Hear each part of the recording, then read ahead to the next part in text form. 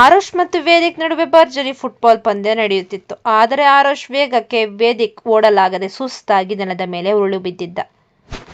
ಆರುಷ್ ವಿಜಯದ ನಗು ನಗುತ್ತಾ, ಸ್ಕೋರ್ 8-2 ಆಗಿದೆ ವೇದಿಕ್, ಬಾ ಎದ್ದೇಳು, ಸೋಲೊಪ್ಪಿಕೋ ಎಂದು ರೇಗಿಸ್ತಾನೆ. ವೇದಿಕ್ ಉಸಿರು ಬಿಡುತ್ತಾ, ಸರಿ ಬಿಡಪ್ಪ, ನೀನೇ ಗೆದ್ದೆ, ಸಾಕು, ನಾನು ಸೋಲೊಪ್ಪಿಕೊಂಡಿದ್ದೇನೆ ಎಂದು ಹತಾಶೆಯಿಂದ ಹೇಳುತ್ತಾನೆ. ಆರುಷ್ ತೃಪ್ತಿಯಿಂದ ಹಾಗೆ ಬಾ ದಾರಿಗೆ ಎಂದು ಹೇಳಿ ಅಲ್ಲಿಂದ ಹೊರಟು ಬಿಡುತ್ತಾನೆ. ವೇದಿಕ್ ಅಚ್ಚರಿಯಿಂದ ಅವನನ್ನು ನೋಡಿ, ನನ್ನನ್ನು ನೋಡು ಹೇಗಾಗಿದ್ದೇನೆ ಅಂತ, ನೀನು ನಿಜಕ್ಕೂ ಮನುಷ್ಯನಲ್ಲ, ಒಂದು ಮೆಷಿನ್ ಎಂದು ಉದ್ಗರಿಸುತ್ತಾನೆ.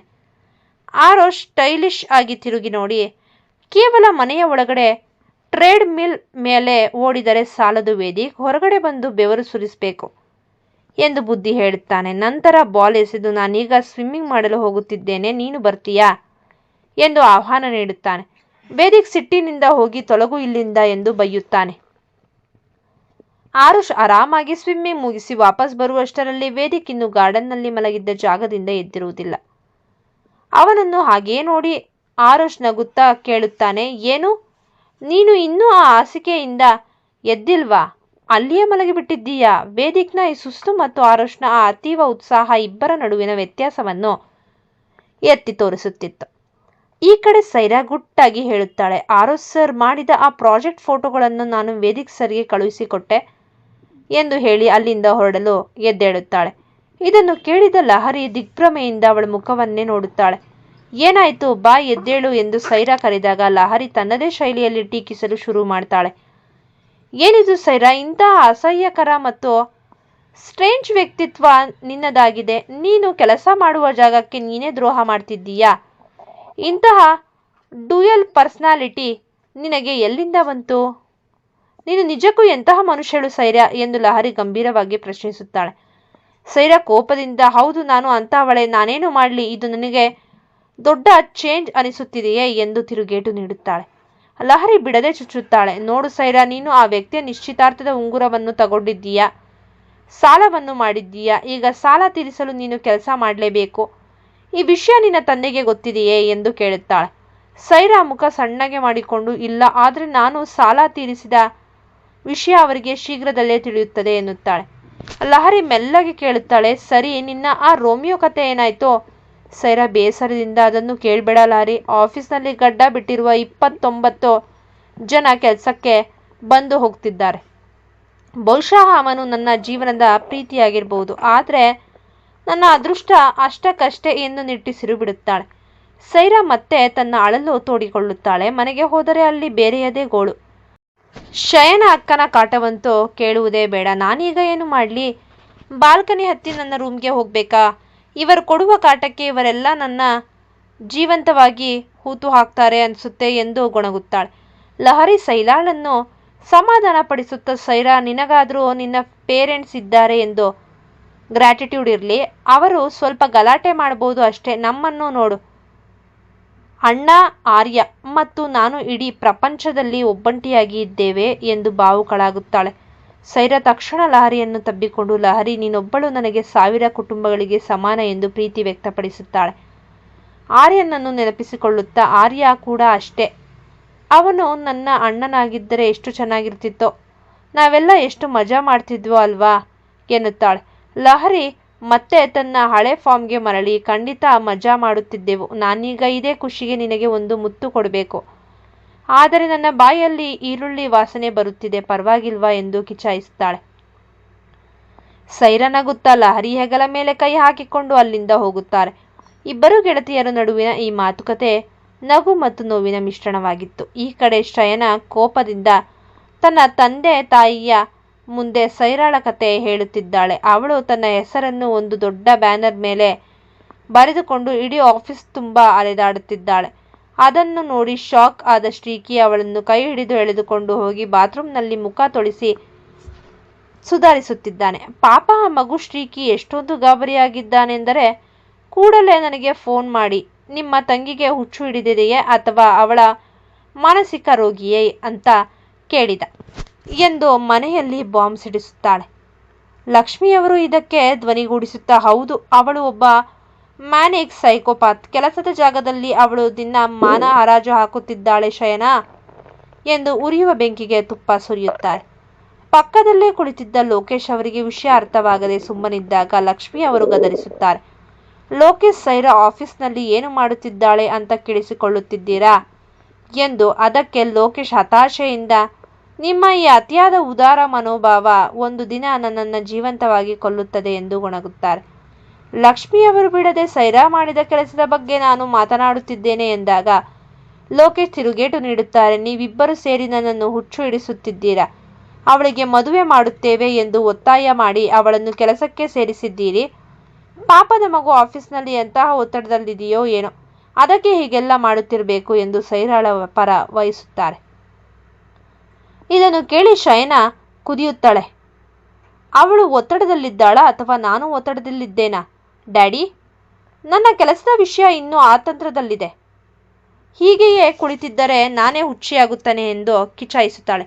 ಲೋಕೇಶ್ ಅವಳನ್ನು ಸಮಾಧಾನ ಪಡಿಸುತ್ತಾ, ಕಂಪ್ಯೂಟರ್ ಸಿಸ್ಟಮ್ ಸರಿಯಾಗುವವರೆಗೂ ಇದನ್ನೊಂದು ರಜೆ ಎಂದು ಆನಂದಿಸು ಮಗಳೇ, ನೀನು ತುಂಬ ಇಂಟೆಲಿಜೆಂಟ್ ಎನ್ನುತ್ತಾರೆ. ಇದೇನಾ ರಜೆ ಅಂದರೆ ಎಂದು ಶಯನ ರೇಗುತ್ತಾಳೆ. ಲೋಕೇಶ್ ಮಗಳ ಬಗ್ಗೆ ಮರುಕಪಡುತ್ತಾ, ಅವಳು ಎಂತಹ ಒತ್ತಡದಲ್ಲಿದ್ದಳು ಏನೋ, ತನ್ನ ಹೆಸರನ್ನೇ ಬ್ಯಾನರ್ ಮಾಡಿಕೊಂಡಿದ್ದಾಳೆ, ನನ್ನ ಮುದ್ದಿನ ಮಗಳೇ ಎಂದು ಭಾವುಕರಾಗುತ್ತಾರೆ. ಶಯನ ಮೆಲ್ಲಗೆ ಲಕ್ಷ್ಮಿ ಅವರಿಗೆ ಪಿಸುಗುಟ್ಟುತ್ತಾ, ಅಮ್ಮ ಪ್ಲೀಸ್ ಅಪ್ಪನಿಗೆ ಏನಾದರೂ ಹೇಳು ಎನ್ನುತ್ತಾಳೆ. ಲಕ್ಷ್ಮಿ ಅವರು ವ್ಯಂಗ್ಯವಾಗಿ, ಹೌದು ಲೋಕೇಶ್, ಅವಳಿಗೆ ಎಷ್ಟೋ ಸ್ಟ್ರೆಸ್ ಇದ್ದಿದ್ರೆ ಬೇರೆ ಕೆಲಸ ಸಿಗುತ್ತಿರ್ಲಿಲ್ವೇನೋ ನೋಡಿ. ಸೈರಾ ನನ್ನ ಮಗಳ ಪರಿಸ್ಥಿತಿಯನ್ನು ಹೇಗಾಗಿಸಿದ್ದಾಳೆ ಅಂತ. ಮಗಳು ಮನೆಗೆ ಬಂದ ಮೇಲೆ ಅವಳನ್ನು ಕರೆದು ತಂದೆಯಾಗಿ ಮಾತನಾಡಿ, ಆಫೀಸ್ನಲ್ಲೇ ಹೀಗೆ ಮಾಡಿದರೆ ಮುಂದೆ ಬೀದಿಯಲ್ಲಿ ಏನು ಮಾಡ್ತಾಳೆ ಎಂದು ದೂರುತ್ತಾರೆ. ಲೋಕೇಶ್ ನಗುತ್ತಾ, ಲಕ್ಷ್ಮಿ ಅವಳು ಹುಟ್ಟಿದಾಗಿನಿಂದ ಬೀದಿಯಲ್ಲೇ ಇದ್ದಾಳೆ, ಆಟವಾಡುತ್ತಾ ಅವಳು ಮ್ಯಾನೇಜ್ ಮಾಡುತ್ತಿದ್ದಾಳೆ ಬಿಡು. ಎಲ್ಲಾದರೂ ಗೆಳೆಯರ ಜೊತೆ ಕುಳಿತಿರಬಹುದು, ಈಗ ಬರ್ತಾಳೆ ಎಂದು ಕೂಲಾಗಿ ಇರುತ್ತಾರೆ. ಲಕ್ಷ್ಮಿ ಅವರು ಶಯನಾಗಿ ಸನ್ನೆ ಮಾಡಿ, ಎದ್ದೇಳು ಮಗಳೇ, ಅಪ್ಪನಿಗೆ ಮತ್ತೊಂದು ಲೋಟ ಚಹಾ ತಂದುಕೊಡು, ಅವರ ತಲೆ ಸ್ವಲ್ಪ ಸರಿಯಾಗ್ಲಿ ಎಂದು ಕಳುಹಿಸುತ್ತಾರೆ. ಲೋಕೇಶ್ ಸುಮ್ಮನಿರದೆ, ಸೈರಾ ಹೇಳುತ್ತಿದ್ದಾಳಲ್ಲ ಯಾರು ಬಾಯಾರಿಕೆಯಿಂದ ಇರಬಾರ್ದು ಅಂತ, ನಾವು ಆ ಬೇಸಿನ್ ಮತ್ತು ಪಾತ್ರೆಗಳನ್ನೆಲ್ಲ ನೀರು ತುಂಬಿಸಿ ಇಡಬೇಕಾ ಎಂದು ತಮಾಷೆ ಮಾಡುತ್ತಾರೆ. ಲಕ್ಷ್ಮಿ ಅವರು ಸಾಕು ನಿಮ್ಮ ಕಾಟ ಎಂದು ಸುಮ್ಮನಾಗುತ್ತಾರೆ. ಆರೋಶ್ ತನ್ನ ಗರ್ಲ್ ಫ್ರೆಂಡ್ ಅರಿಣಿ ಜೊತೆ ಫೋನ್ನಲ್ಲಿ ಸ್ವಲ್ಪ ಕಠಿಣವಾಗಿ ಮಾತನಾಡುತ್ತಿದ್ದಾನೆ. Arini, please don't do this. ನನಗೆ ಆಫೀಸ್ನಲ್ಲಿ ತುಂಬ ಕೆಲಸ ಇದೆ. ನಿನಗೆ ಯಾಕೆ ಅರ್ಥ ಆಗ್ತಿಲ್ಲ? ನಿನಗೆ ಅಷ್ಟೊಂದು ಬರಬೇಕು ಅನಿಸಿದ್ರೆ ಒಂದು ಪ್ಲೇನ್ ಹತ್ತಿ ಇಲ್ಲಿಗೆ ಬಂದು ಬಿಡು ಎಂದು ಸಮಾಧಾನದಿಂದ ಹೇಳುತ್ತಾನೆ. ಪಕ್ಕದಲ್ಲೇ ಡ್ರಿಂಕ್ಸ್ ಕುಡಿಯುತ್ತಾ ಕುಳಿತಿದ್ದ ವೇದಿಕ್ ಇವರಿಬ್ಬರ ಸಂಭಾಷಣೆಯನ್ನು ಆಸಕ್ತಿಯಿಂದ ಕೇಳಿಸಿಕೊಳ್ಳುತ್ತಿರುತ್ತಾನೆ. ಆರುಷ್ ಮಾತು ಮುಂದುವರಿಸುತ್ತಾ, ಹೌದು ನನಗೆ ಗೊತ್ತು, ಯಾವಾಗಲೂ ನೀನೇ ನನ್ನನ್ನು ಭೇಟಿ ಮಾಡಲು ಬರುತ್ತೀಯಾ, ನೀನೇ ಫೋನ್ ಮಾಡ್ತೀಯಾ, ಆದರೆ ನನ್ನ ಸ್ವಭಾವ ನಿನಗೆ ಗೊತ್ತಲ್ವೇ. ಈಗ ನೀನು ಹೊಸದಾಗಿ ಏನು ಹೇಳಲು ಹೊರಟಿದ್ದೀಯಾ? ನಾವು ಈಗಾಗಲೇ ಈ ಬಗ್ಗೆ ಸಾಕಷ್ಟು ಬಾರಿ ಮಾತನಾಡಿದ್ದೇವೆ. ಸರಿ, ಓಕೆ, ಬಾಯ್ ಬಾಯ್ ಎಂದು ಫೋನ್ ಕಟ್ ಮಾಡುತ್ತಾನೆ. ಫೋನ್ ಇಟ್ಟ ತಕ್ಷಣ ವೇದಿಕ್ ಕಾಲೆಳೆಯುತ್ತಾ, ಅದು ಅರಿಣಿ ಅಲ್ವಾ? ನೋಡು ಆರುಷ್, ನೀನು ಆ ಹುಡುಗಿಯ ವಿಷಯದಲ್ಲಿ ತುಂಬ ಅನ್ಯಾಯ ಮಾಡುತ್ತಿದ್ದೀಯಾ ಎನ್ನುತ್ತಾನೆ. ಆರುಷ್ ಒತ್ತಡದಲ್ಲಿ ತಲೆ ಕೆರೆದುಕೊಳ್ಳುತ್ತಾ, ನೋಡು ವೇದಿಕ್, ನಾನು ಅವಳಿಗೆ ಯಾವುದೇ ಭರವಸೆ ನೀಡಿಲ್ಲ. ಅವಳು ಸುಮ್ಮನೆ ನನ್ನ ಮೇಲೆ ಸವಾರಿ ಮಾಡುತ್ತಿದ್ದಾಳೆ. ಅವಳ ಹಠ ತುಂಬ ಜಾಸ್ತಿ ಆಯಿತು ಎಂದು ತನ್ನನ್ನು ತಾನು ಸಮರ್ಥಿಸಿಕೊಳ್ಳುತ್ತಾನೆ. ವೇದಿಕ್ ನಗುತ್ತಾ, ಅವಳು ನಿನ್ನನ್ನು ಅತಿಯಾಗಿ ಪ್ರೀತಿಸುತ್ತಿದ್ದಾಳೆ ಅನಿಸುತ್ತೆ. ವರ್ಷಕ್ಕೆ ಕೇವಲ 3 ಬಾರಿ ಅವಳನ್ನು ನೀನು ನೋಡಲು ಸಿಕ್ಕರೂ ಅವಳು ಖುಷಿ ಪಡುತ್ತಿದ್ದಳು.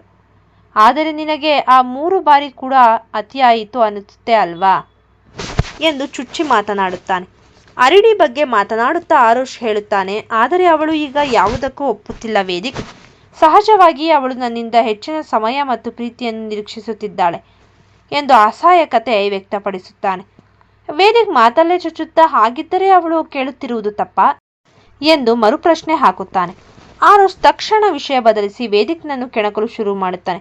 ಸರಿ ಸರಿ ಬಿಡು, ನಿನ್ನ ಸೀಕ್ರೆಟ್ ಗರ್ಲ್ ಫ್ರೆಂಡ್ ಅನ್ನು ನೀನು ಯಾವಾಗ ಭೇಟಿ ಮಾಡಿಸುತ್ತಿದ್ದೀಯಾ? ಅವಳನ್ನು ನೋಡಲು ನಾವೆಲ್ಲ ಬರಬೇಕಾ ಎಂದು ಕೇಳುತ್ತಾನೆ. ವೇದಿಕ್ ನಗುತ್ತಾ, ತುಂಬ ಬೇಗ ಎನ್ನುತ್ತಾನೆ. ಆರುಷ್ ಆಶ್ಚರ್ಯದಿಂದ, ಬೇಗನಾ? ನೀನು ನಿನ್ನ ಫೋನ್ನಲ್ಲಿ ಅವಳ ನಂಬರ್ ಅನ್ನು ಮೈ ಲವ್ ಅಂತ ಸೇವ್ ಮಾಡಿಕೊಂಡಿದ್ದೀಯಲ್ಲ ಎಂದು ರೇಗಿಸ್ತಾನೆ.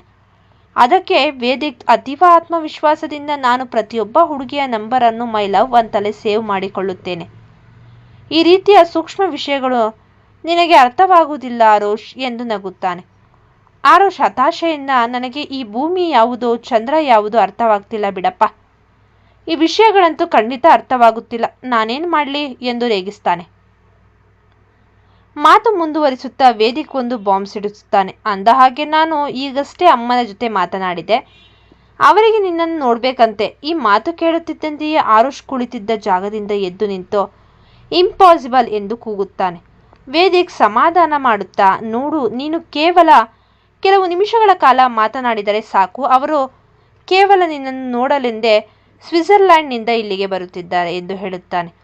ಆರುಷ್ ಅಲ್ಲಿಂದ ಹೊರಡುತ್ತಾ ತನ್ನ 2 ಕೈಗಳನ್ನು ಅಗಲ ಮಾಡಿ ಆಟಿಟ್ಯೂಡ್ ತೋರಿಸುತ್ತಾ, ನಾನೇನು ಮಾಡಬೇಕೀಗ? ಅವರು ಬರುವುದು ಬೇಡ ಅಂತ ಹೇಳು. ನನ್ನಿಂದ ಏನೂ ಮಾಡಲು ಸಾಧ್ಯವಿಲ್ಲ. ಮತ್ತೊಮ್ಮೆ ಇಂಪಾಸಿಬಲ್ ಎಂದು ಗೊಣಗುತ್ತಾ ಮನೆಯೊಳಗೆ ಹೊರಟು ಹೋಗುತ್ತಾನೆ. ಈ ಕತೆ ನಿಮಗೆ ಇಷ್ಟವಾಗಿದ್ದಲ್ಲಿ ಕತೆಯನ್ನು ವೀಕ್ಷಿಸಿದ ನಂತರ ದಯಮಾಡಿ ನಮಗೆ ಸಬ್ಸ್ಕ್ರೈಬ್ ಮಾಡಿ ಮುಂದಿನ ನೆಚ್ಚಿನ ಪುಟಗಳಿಗಾಗಿ ನಮಗೆ ಪ್ರೋತ್ಸಾಹಿಸಿ. ಧನ್ಯವಾದಗಳು.